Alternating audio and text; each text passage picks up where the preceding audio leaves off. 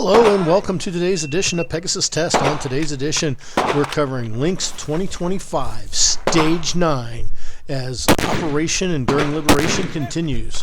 Now, this was an obstacle course stage, and Team America was all over the board on this one. Zach Smith took 6th place overall on this stage, but Brandon wasn't too far behind him. I decided to go with his video because there's a lot visually going on, and he did this one with style and aplomb. So let's take a look at how he did.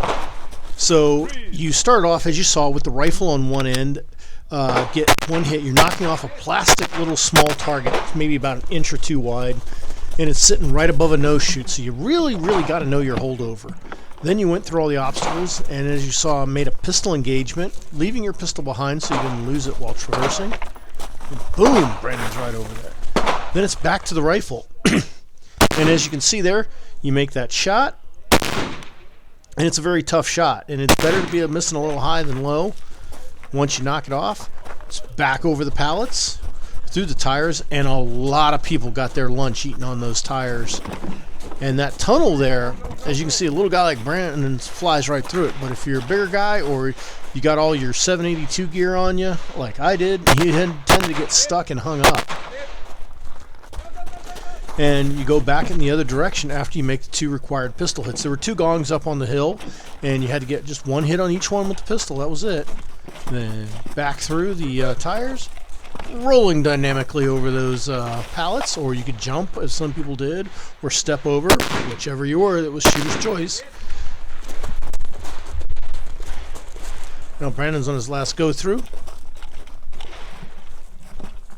And as you can see, going through so many times, it starts to eat up your energy. But nice big dive through, and he slides right through, making what's going to be his final pistol engagement here. Doing it pretty quickly. And boom. Through it. But he left some gear behind.